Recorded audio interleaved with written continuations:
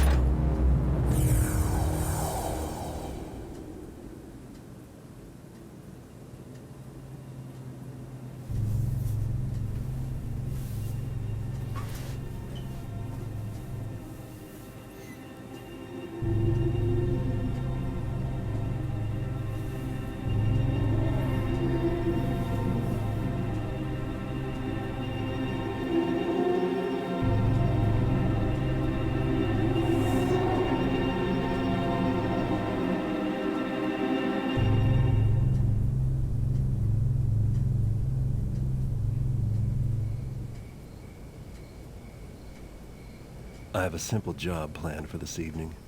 Break into a guarded mansion, steal another fat nobleman's priceless trinket, and leave quietly. Lord Bafford is out of town, and rumor has it that the captain of his house guard went with him as a bodyguard. The time is ripe for a bit of burglary. The front gate of Lord Bafford's manor is always guarded, and the main street is far too exposed. But Cuddy tells me there's a better way in, around to the side, more out of the way. One guard, and likely no witnesses to complicate matters. The piece Cuddy wants is a scepter. Silver, jewels, the usual adornments. It should command a high price. Bafford, like most of his kind, probably keeps his treasures on the top floor of the place, close to his heart, and far from his servants. No point in waiting. I have Cuddy's old sketches of the place, and everyone who's going to be asleep inside already is. It's time to begin.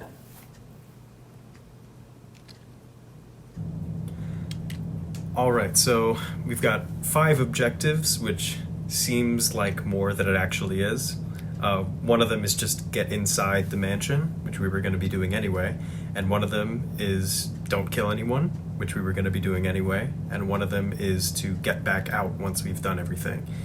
The only other 2 really are steal the Scepter, as mentioned in the cutscene, and also get some other trinkets, 700 gold worth of valuables while we're in there, which isn't a very high requirement compared to later missions. The loot requirements are going to get much higher in the future. So that's pretty generous for expert difficulty. It's about half of what is in the mission. So, when I close out of this, there's going to be a shop screen, and you'll notice that we have 350 of the currency. I guess we'll just call it gold. 50 of that is from stealing that vase at the end of the tutorial. Actually, it carried over into this mission. But a mistake that a lot of new players make when playing this game is they will not spend all of their money in the shop at the start of each mission because they want to save up for the following mission. Everything you don't spend goes away. The only thing you have for the following mission is what you find in the current mission. So we're going to spend all 350 of what we have. Let's see, water arrows are pretty important. I'll get 2 of those, and a healing potion is 250. I'll get 1 of those. And we are fresh out of money, and that's fine, because it just gets thrown out anyway. We've got a conversation here that I want to listen to. A few too many to try to get by here. Hey, I'm going to the bear pit tomorrow. You want to come with?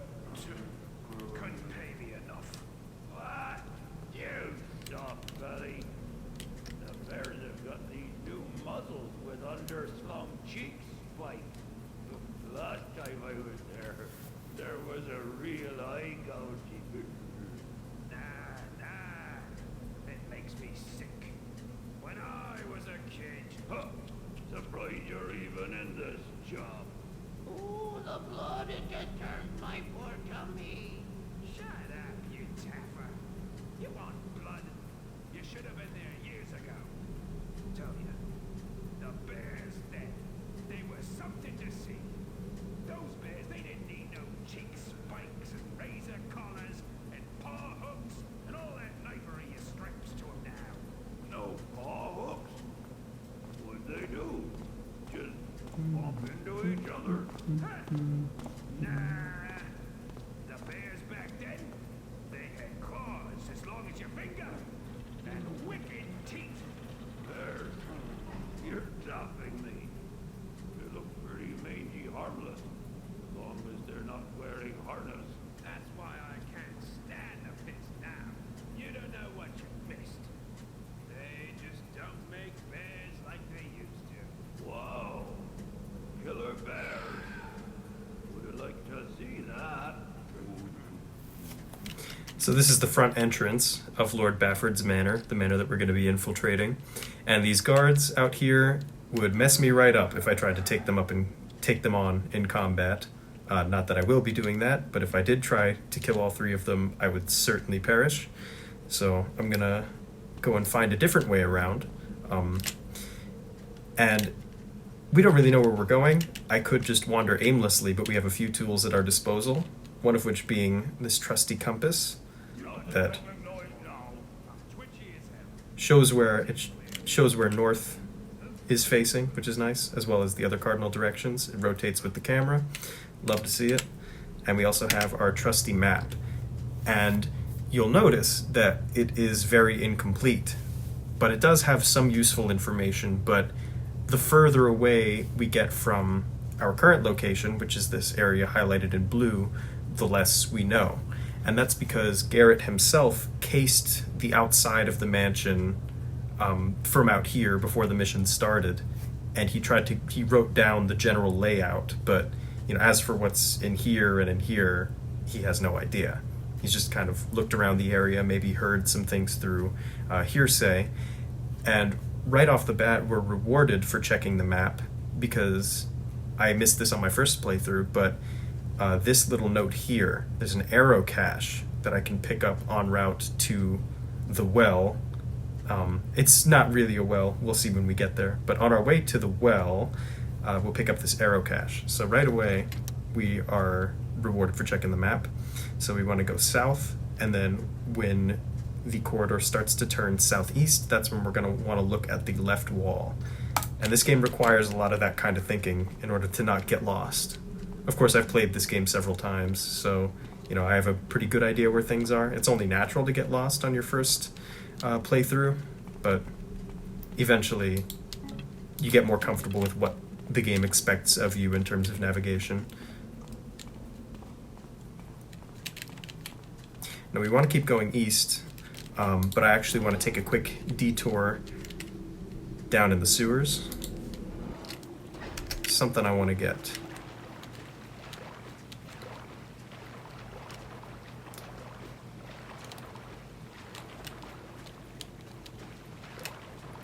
Right in here is a very easy to miss piece of loot. It's this little, I don't know if that's a necklace or a tiara, but it's something worth 200. Very easy to miss. I even missed it on one of my practice runs. And there's also a switch, which opens up this gate here. If we were Supreme Ghosting, I would have to pull that switch again and run through the gate before it closed, because again, gotta leave everything where it was. But I'm not doing that. I don't think anyone would be any the wiser to our presence if we, Oh, hold on, it appears I am stuck. There we go. I don't think anyone will be any the wiser to our presence here if they see a gate open, At that point, it's not really about immersion, it's just about, sticking to the rules of a Supreme Ghost run.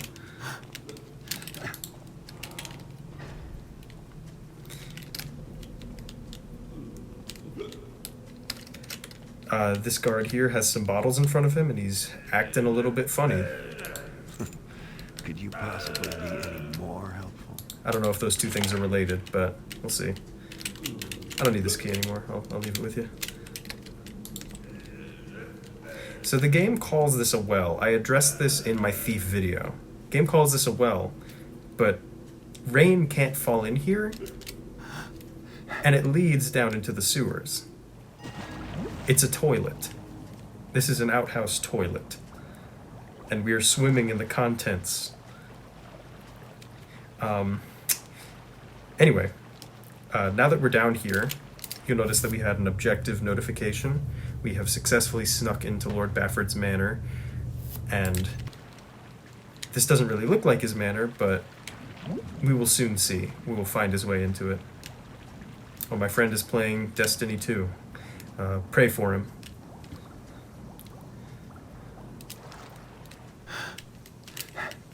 Got some spiders here. I usually kill them, but I'm feeling merciful today, and I think I can get past them without causing too much trouble. Since I'm in here, I might as well pick up something for myself. There's a little ring in that chest. Not sure who could have hid that there, but I doubt that Lord Bafford himself even knows about this little alcove.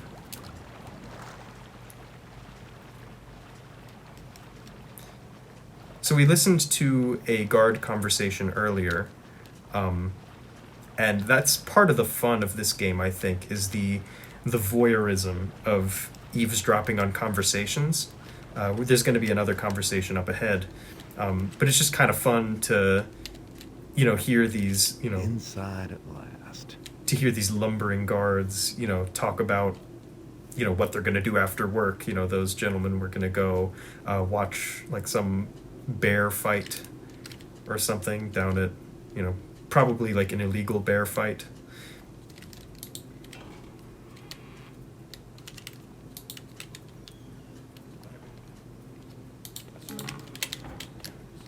What do you mean? What's wrong with us? Well, we're fine. But I've been thinking we should watch the outside. That's stupid. People to worry about there on the inside. No, then you catch them before they get inside, you taffer. Oh. Now, in game design, there's something that we call, there's a concept called push and pull, and that basically means that designers can put in certain elements that are likely to inform your path through a level. So say, in Super Mario Bros., if you were to put like a question block there, that's something that would attract the player. Like if you think of the player as a charged particle moving from left to right, that would be an opposing charge that attracts it. And then you have a bottomless pit, which would be something that repels the player. And with this design philosophy, you can kind of infer what a player's path through a level will be based on what elements you've put there, what pushes and pulls you have. And right here we're faced with a crossroads where there's one corridor that is brightly lit and there's one that is very dark. And in most games, light is used as a pull. In a lot of modern games, you're often looking for some kind of light source to tell you where to go. But in this game, you want to stick to the darkness, and that's exactly what we're going to do.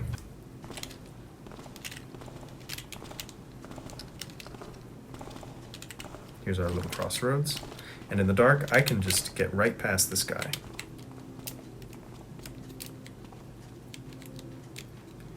And I get past him because he is the non-lethal takedown tutorial. He hangs out right outside this chest, waiting to be blackjacked, and I don't want to have to do that, so I just sneak past him in the corridor there.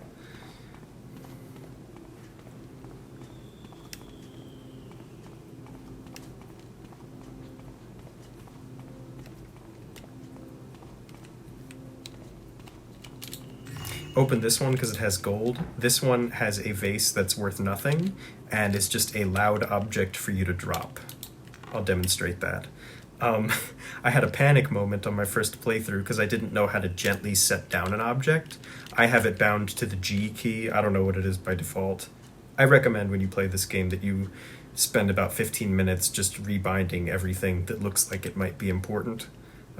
If anyone wants to see it in one of these episodes, I can show what my key binds are, though I don't think anyone would really be interested in seeing that. Just do what works for you, I guess. But the default binds are very outdated. To give you an idea, instead of WASD, it's W to run forward, S to walk forward, A and D to turn instead of strafe, and X is walk backward. Very, very bizarre.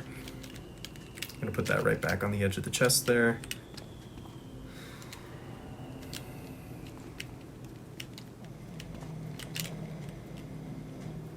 Here we're in the servants' quarters. Looks like this gentleman is sleeping.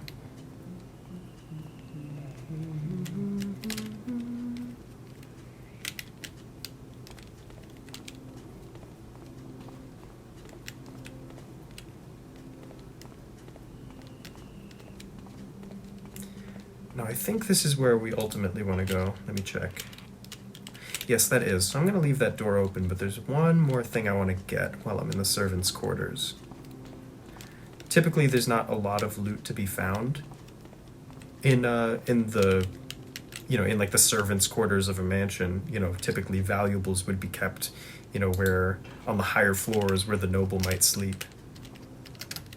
But for whatever reason, there is a valuable little, I think this is an urn, a vase, I'm not sure. Valuable little something. And we have a note on the other side, which I will read aloud to you. Cedric, please speak to cook about last night's dinner. While technically the menu conformed to my instructions, I suspect that the lamb was somewhat older than this spring's, and I am in no way fooled by his practice of warming the salad to disguise wilting. If Cook is incapable of finding adequate ingredients, he can be replaced. And if he offers those same excuses about the stone market shortages, please remind him that the grocery budget is a good 50% above last year's figures, and even he should be able to procure adequate victuals at those prices. Lord Bafford. So already we get the sense for what kind of guy Lord Bafford is. Steal a carrot, it's healthy. This is a low-carb run, no bread. I'll add that to the list of restrictions, no carbs.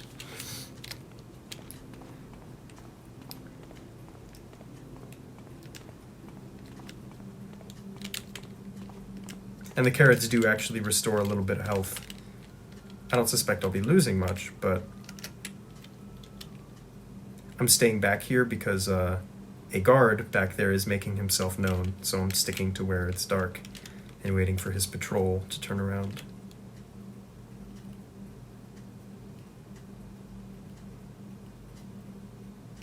Yeah, there's not really anywhere to hide in here, it seems.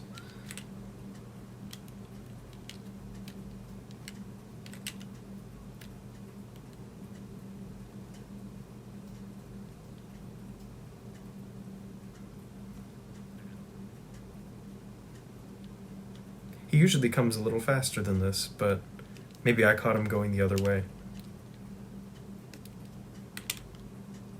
Get a look at the map real quick. The map does pause the game. If they were to make, you know, a Thief 1 overhaul, I think it'd be cool to be able to read the map in real time. You know, just like you cycle through your inventory in real time, like he's fumbling around in his bag of tricks. I think it'd be cool to, you know, look down at the map while you're hiding in a dark corner. And as you can see, he really can't see anything if I'm completely shrouded in darkness. You should be paying attention to my light gem if you're not. And out here, this is the maximum level of brightness. If you have that little red indicator on the right of the light gem, that means I am very visible.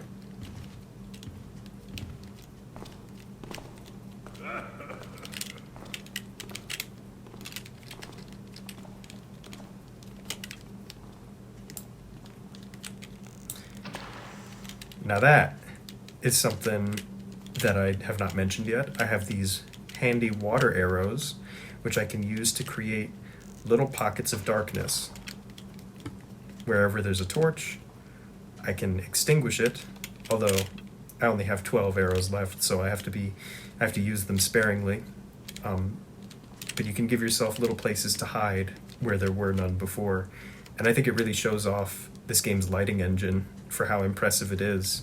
You know, like they had to do this by hand. They had to figure out, you know, what are these rays of light gonna look like, or what are these paths of light gonna look like when this torch is extinguished, and they had to, you know, redraw that in, I guess. I don't know how lighting engines work, but this one is much more primitive than it appears.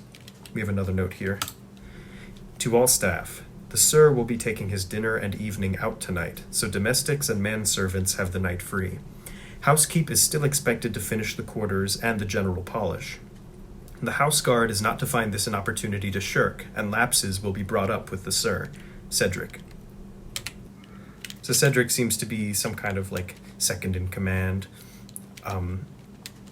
And you'll notice that, yeah, Lord Bafford is out of town, and that's why we're making a grab for his goodies.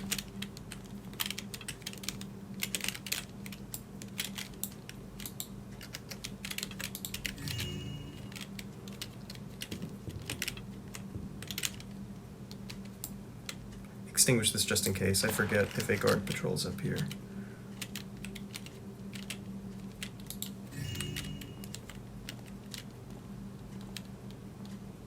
No, you do not.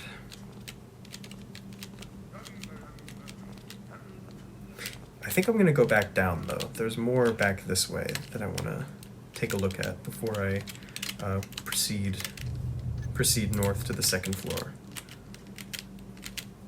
There's another stairwell that'll be taking up to the second floor once I've cleared out the first.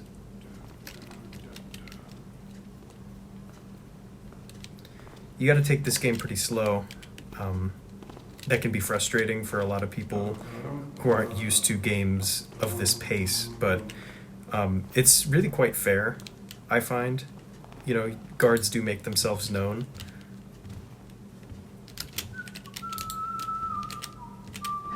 You know, they pretty much, not to mention their footsteps, but also they say things almost constantly.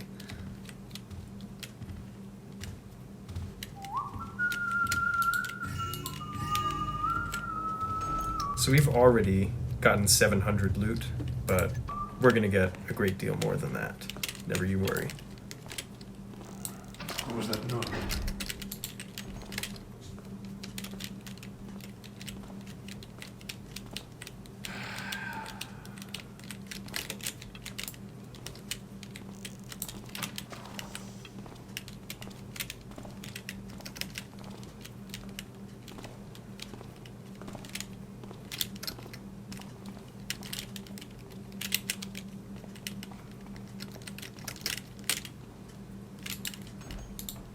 You'll notice I was leaning into the door. This game has a leaning function. I have it bound to Q and E to lean left and right. And if you lean into the door, you can hear what's happening beyond it.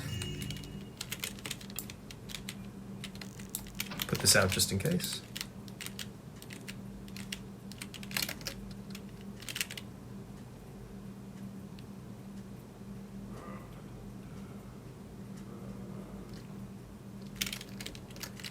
Thankfully, guards aren't alerted by doors opening, usually. Alright, here we have a guard posted up there, and I'm sure he'd see me if I attempted that, so I will not be going that way.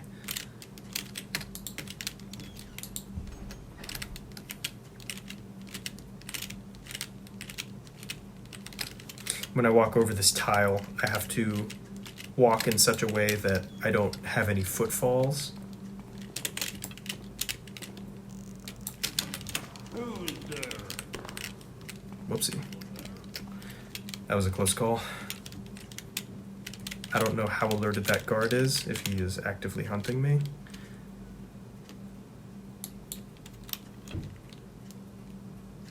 But I want to play that very carefully.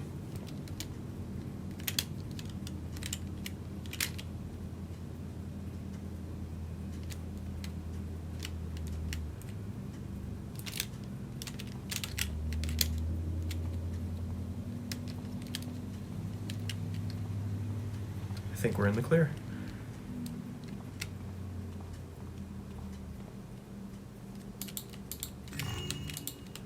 A little bit more loot there. I think that was a wine bottle.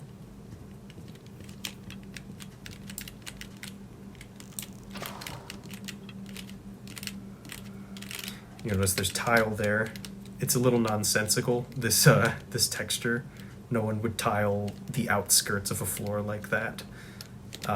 But you get the gist. You know, that part is noisy to walk on and this part is carpeted.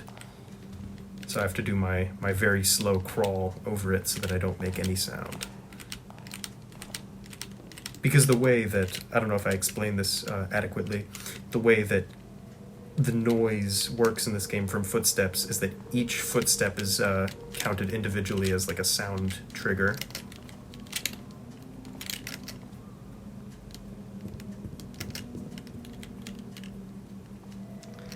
Here are some guard barracks, I believe.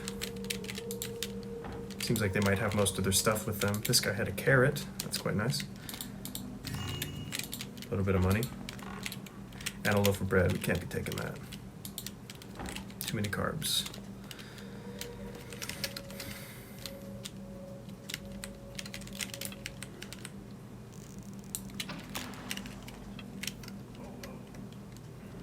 Gonna wait for him to turn around.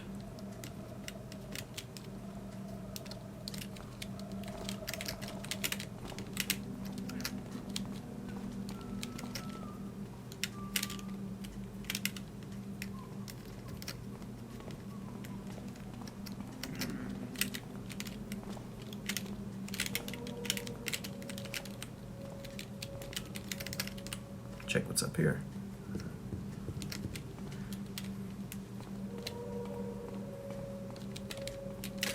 Not a whole lot, it seems. This seems to be just some kind of storage area, but maybe there's something good in here. Yes, there is.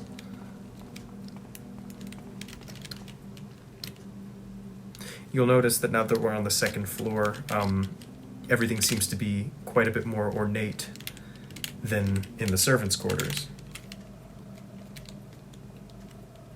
I want to be careful here because I'm not shrouded in darkness, so I can't really chance a peek at that. I just kind of have to make a guess as for the timing of when he's going to turn around. I think we got that.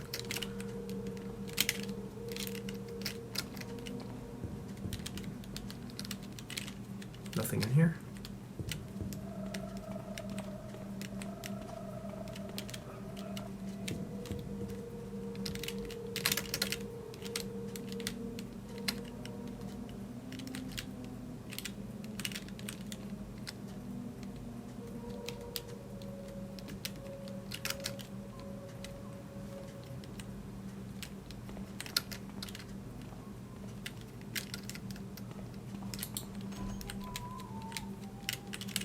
Okay, this isn't here, we've been there. Sorry, I'm not taking my usual path.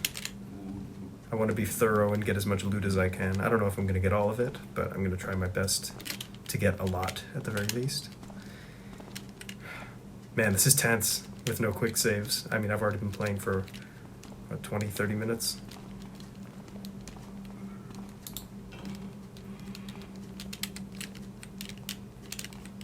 That's not where I want to be going, I don't think.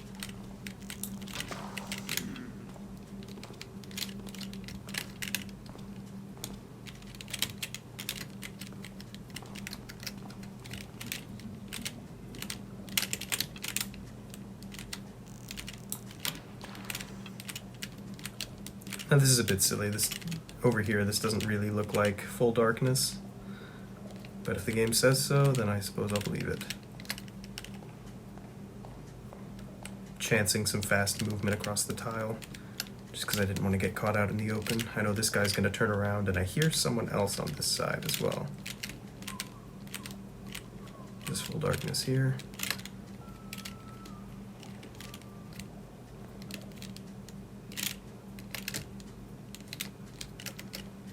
Seems to have disappeared.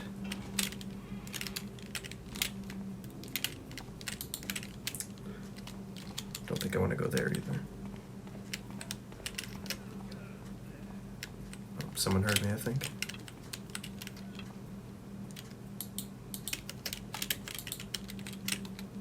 plates are not valuable enough to take, I guess.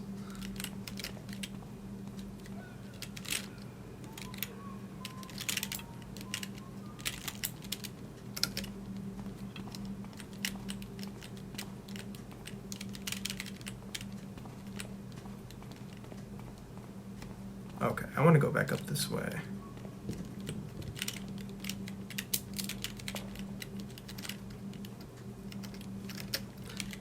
Wait for this gentleman. Yeah, I diverted a little bit from the path I took on my practice runs.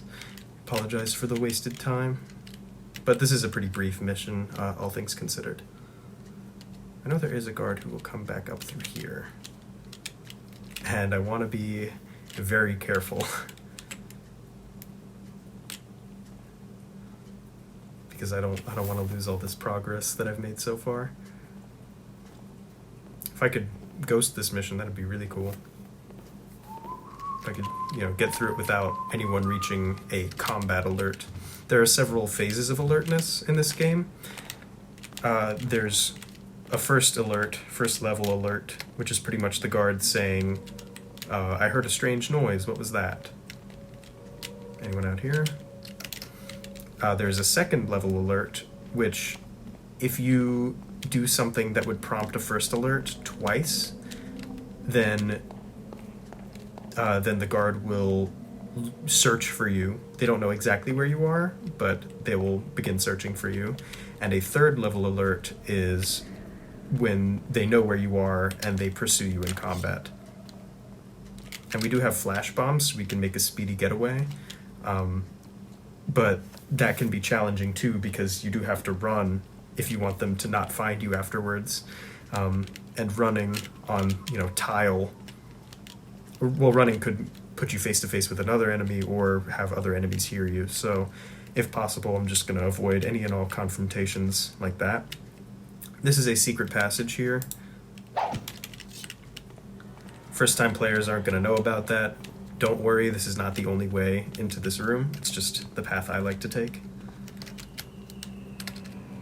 How many water arrows do I have left? 3. That will do. We have a guard down there, as you can see. And right behind him, what he is guarding is the room with the scepter. So this is us, this is where we're going to make our big grab. Gotta put out that one, that's pretty essential. I landed on the carpet, so it's fine, but you can see it's getting tricky. We have to be very intentional about our movement.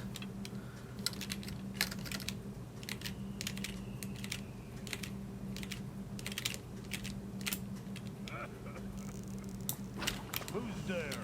Who said that? I'm going to wait until he turns to the right again. And that's when I'm going to do the sneaky business.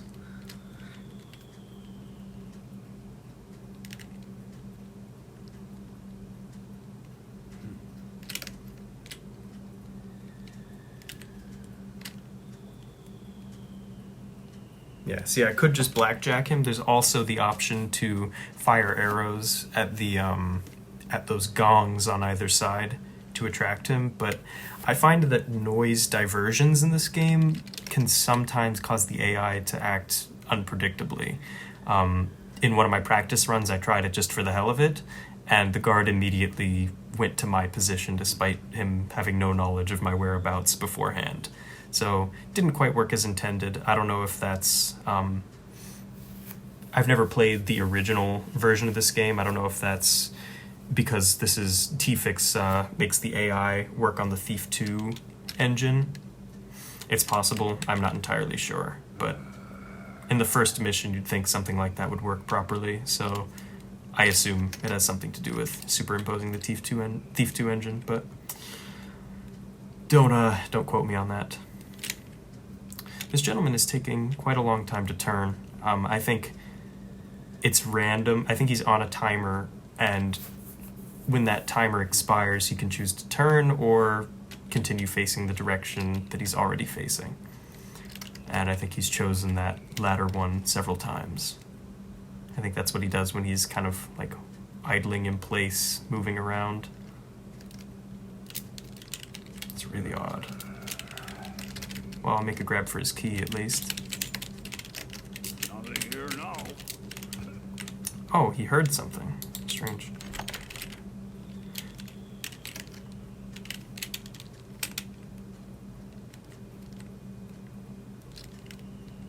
Now he's moving. Yeah, I'd say this game's biggest flaw is its AI, which you can't really hold it against it because it's a game from 1998. But the unpredictable AI can make certain aspects of this game more challenging than they need to be. But there is always the option to ghost it, and they tend to behave when they're not alerted. You know, they stay on their patrol paths and, you know, don't go where they shouldn't be. See, I want him to face towards that lit torch. Or really just, you know, one way or the other. Either left or right. But facing me is no good because I can't really squeeze past him, and facing the other way is no good because I can't squeeze past him. That is a bit tricky, yeah. I don't know if he's going to give me what I want, actually. Of course, this is what I get for doing a no quick saves run. Is I have to deal with unpredictable AI. And that's also what I get for saying that the AI behaves itself most of the time. Yeah, he's not facing the way I want him to. I'm just going to leave him be for a while, and I'm going to do this section over here. I'm going to watch for the shadows. I know there's a patrol that comes through here.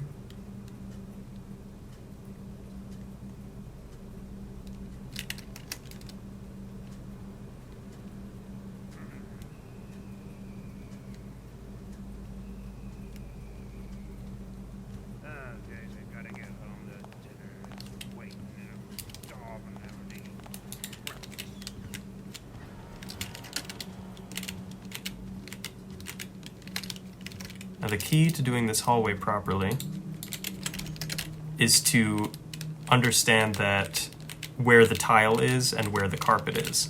So we know that this guard is going to walk on tile and then walk on carpet. And once he's walked on the carpet for a few seconds, that means that he has passed the door. You can also listen for his exact whereabouts, but it's more reliable to, you know, memorize the surfaces of the floor outside so you know where the guards are based on their footsteps. This is tile floor here, so I want to kind of creep through it. Got some fancy wines. I think that's it for this room.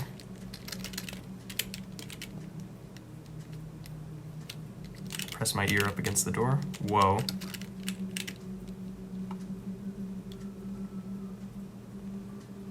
The positional audio in this game is really great. I mean, if it wasn't good, then this game would be unplayable.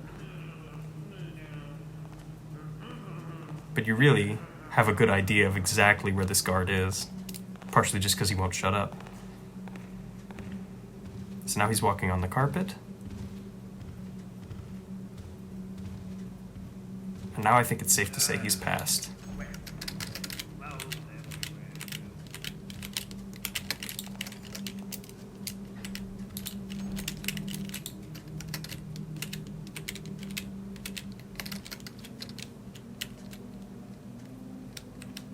This is easy to miss.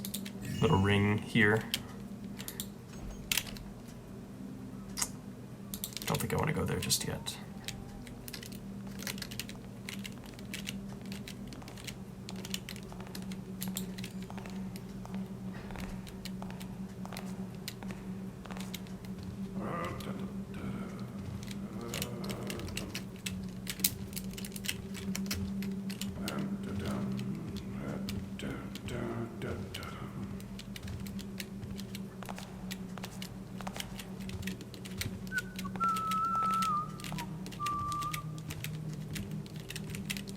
Position myself on this carpet, jump.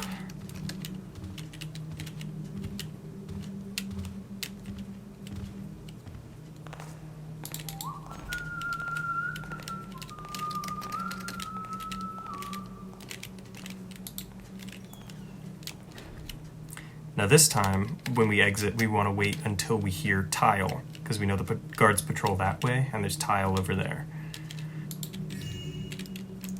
That's, I crown, it seems. Maybe this noble sees himself as royalty, despite his lodgings being comparatively modest. At least this neighborhood is not all that fancy. He does have the nicest place around, but he's certainly no royalty.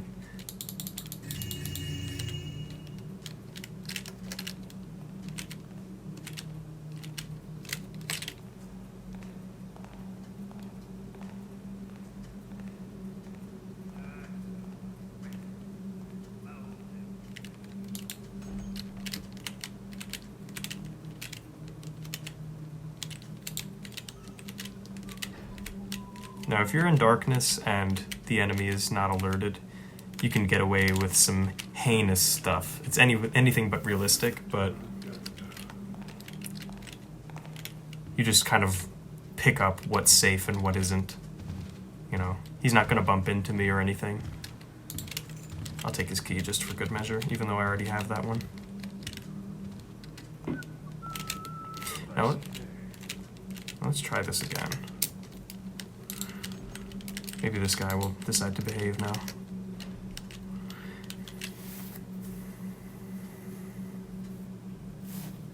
There it is. I knew you had it in you. And I'm gonna be in and out. Who's there?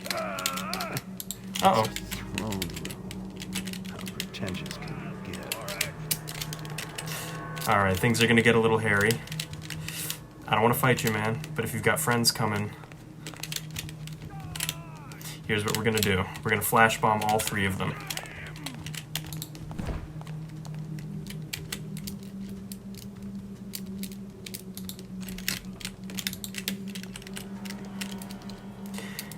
Narrowly escaped that one, but that's what flash bombs are for. I was hoping I wouldn't have to do that. It's just for show. Man, that is a lot of books. And, yeah, we already get the sense that this guy's kind of pretentious, maybe a bit narcissistic. Here we have a letter that's written in a strange dialect that will make sense later, I promise. But I'm going to do my best to relay this to you. My lordy Bafford, speaks ye sell to Ginny, did you bid? Drekben, the hammer hearts have been afoot, a skulk, a ferreting about, grabbing many a one to vanish in the cold stone down below their 4G chained cells. They took your dealer, Tarkey, in their clutches night past, and 2 patrons as well, named of Lizal and Ryan, scupped up as they left. And these not the first, cries Ginny. So Hammerhearts, that's the second time we've heard about this faction that we will come to learn more about in the next mission. But in the very first cinematic, when Garrett is caught by the Keeper when trying to make a grab for his coin purse, he said, "Don't tell the Hammers." So we know that the Hammers are that they are kind of the lawmen around here, and they have a great amount of authority, and now they are locking people away. Perhaps Bafford is involved in some shady business, perhaps an underground crime ring of sorts. Little wonder, then, if Drekben grows sparse come these days. Of course, the lack of blame to one hand, but I gave Ginny a firm understandsie, blood and doom and the whole book. So he'll be learning him and all he can about how to turn the Hammers off him, never you fear. About your Victoria, nothing yet. Walks she an inch above the ground for all the dirt of her footprints I have found. So it seems Bafford is looking for someone named Victoria for one reason or another. And this Dominic belongs to... well, I won't get into that, but he speaks in a strange fashion for one reason or another. We can put that back. I don't think we need it anymore. And I'll also read this book here. Lord Bafford, a recent delivery of antiquities from Bonn contains several items which we felt might be of interest to you. Descriptions follow, but you are welcome to drop by our shop to examine them or our other goods in person. An ornamental scepter, 3 feet in length. The body of the stave is vairwood, carved in the star and dot pattern. 6 inches of the ferrule and 5 inches of the grip are bound with burnished copper, overlaid by an ink and glaze craquelure varnish. The crowning feature of this magnificent piece, however, is the 6-inch teardrop-cut cloudstone, one of the finest of its type we have seen. I did grab the scepter during that scramble with all the guards when I had to flash bomb them. We'll take a look at it after to see if it matches that description in all its polygonal glory.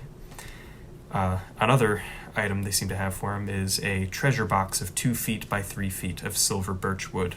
The lid is of inlaid perline and onyx in a maze pattern carved into the wood.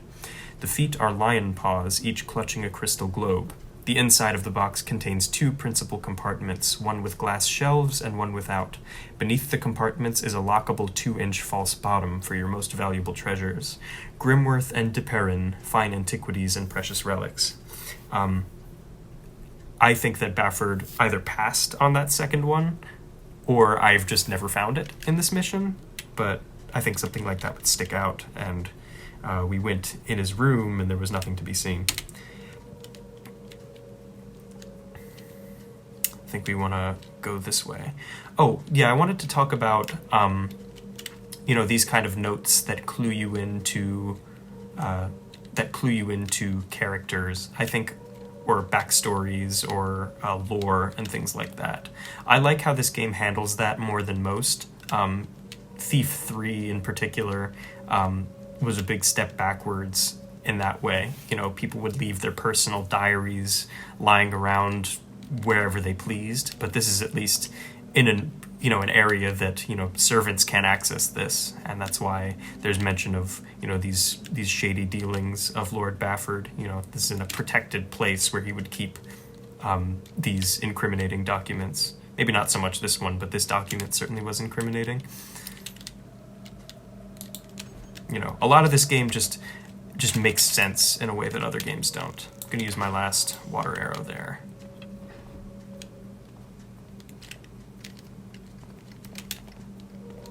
Here's someone coming. Maybe I just got spooked by my own footsteps. Yeah, I did.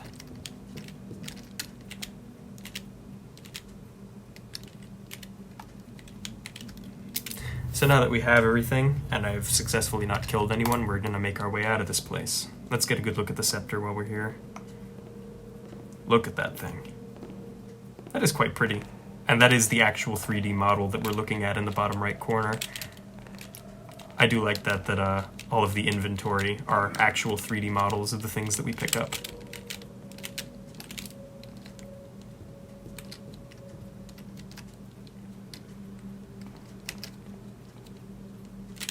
And we have a quick way out here that I'll be employing. It's not that way, it's this way. But before that, I'm gonna catch my breath, have a quick snack of a few apples, maybe even that carrot, those 2 carrots, and let's get the hell out of here. Now, doesn't that just feel great? Right under his nose, we swept in there and took everything valuable that belonged to him. Maybe not everything. Let's see how much I missed. Okay, I did pretty well, actually. So our total time is 36 minutes and 48 seconds. That includes the tutorial. We found 1364 out of 1429. Not bad at all. Picked 3 out of 4 pockets. I think there was 1 guard with a duplicate of that key that I did not pickpocket. 0 backstabs, 0 knockouts, just the way we like it. And we have dealt and taken 0 damage. Haven't had to heal either.